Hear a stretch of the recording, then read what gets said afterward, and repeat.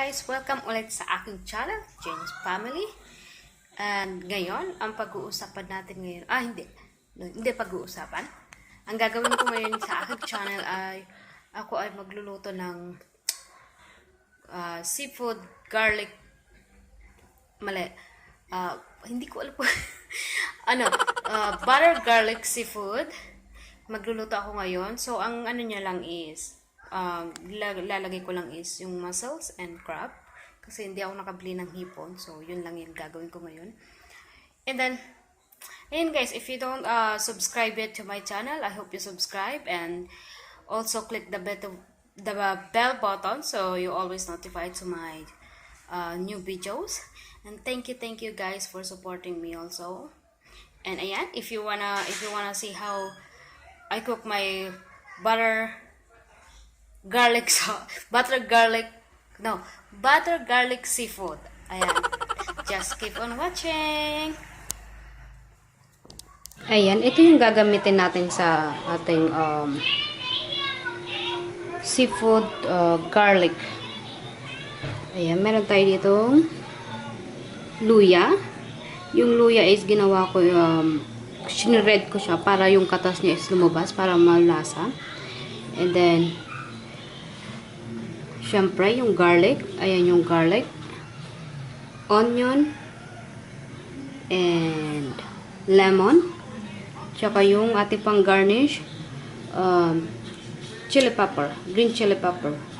Tsaka itong lemon yan. Yung balat ng lemon. Para pang lasa. Tsaka ito rin yung aking taho. Free cook na siya kasi nilaga ko na siya. At tsaka yung crab. At saka yung ating butter.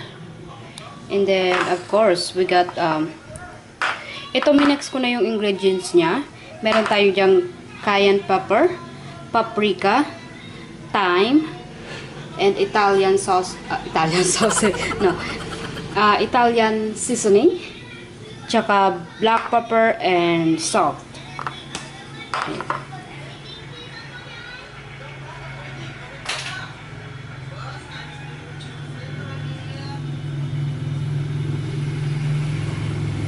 Ayan, mag-start na magluto.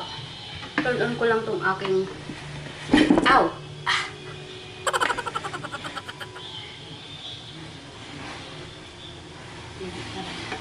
Ayan, turn on lang natin yung kalan. Medium heat lang. Tapos, next is yung ating butter. Half butter lang yung ilalagay ko.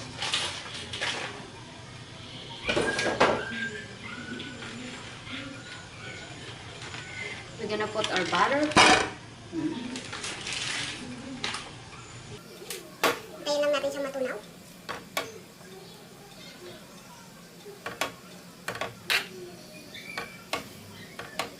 Tutunawin lang natin siya.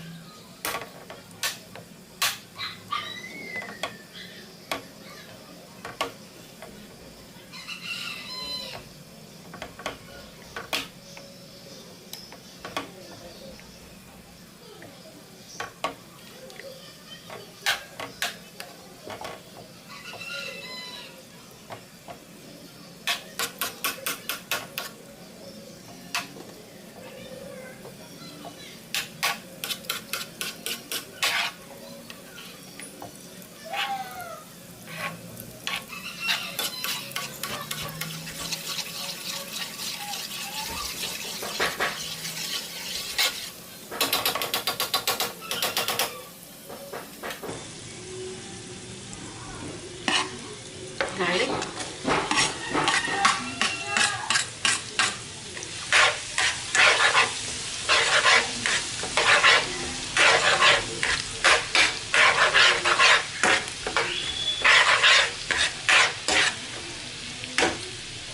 Onion.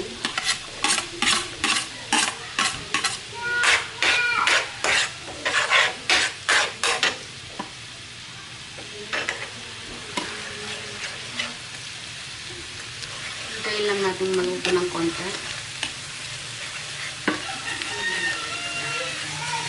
Saka natin ilagay yung luya.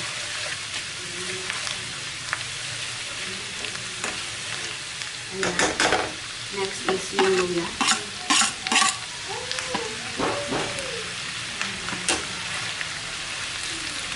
Ayan, para sa mga magluluto guys, yung luya is, pag nagluto kayo ng seafood, kailangan talaga yung may luya kasi yung luya is pampatanggal yun ng lamsa.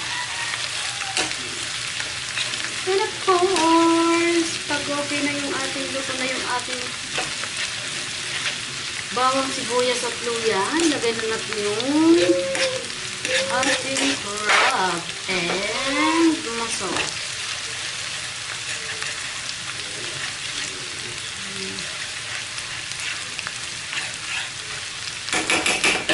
Pagkuparaan yung ating tahong.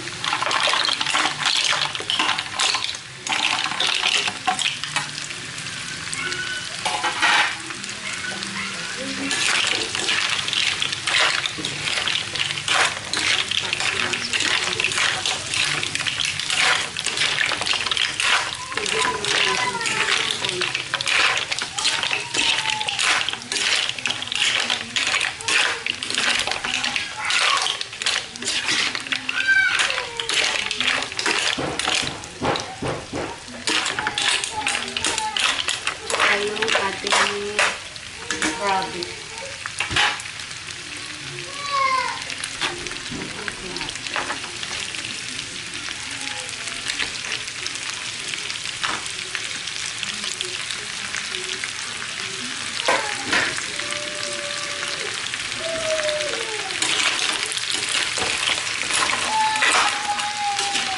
Ay, ityata ng ating lutuan.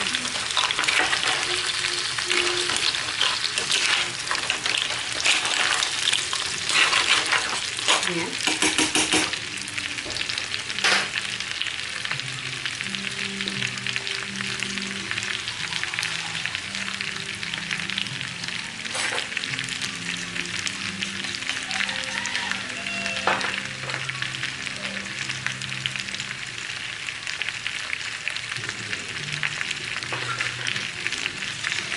Eh, yung nilagay ko dito is, nilagyan ko na siya ng tubig para yung ito na lang yung sabaw ko. Hinalo ko na din yung lemon zest dito para maglasa siya. Tapos may asin na din ko dito. May salt.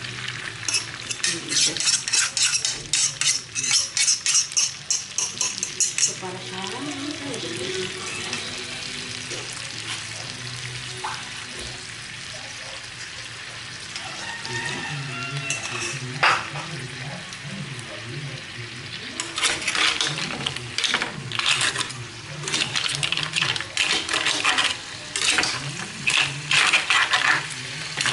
It's not experiment.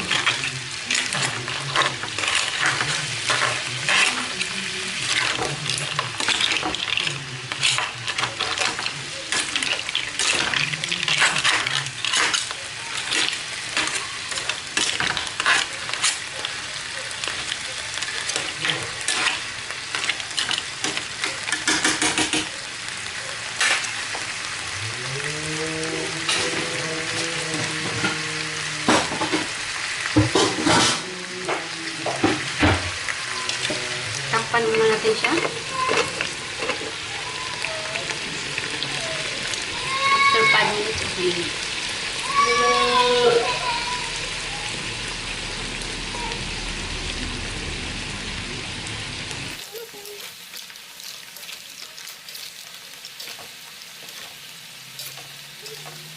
Ayun yung ating sabaw ulit na.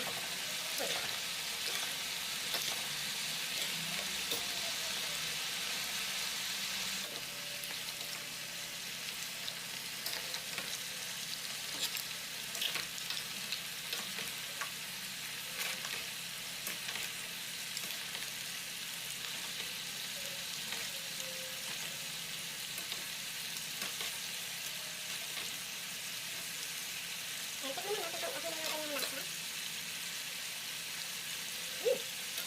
Okay na siya. Hindi na kailangan asin. Hindi na kailangan sabihin ng asin.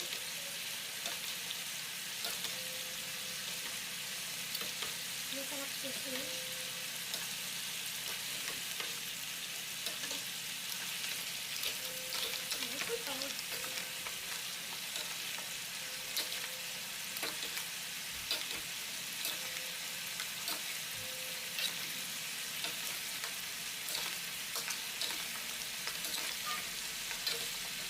Ayan.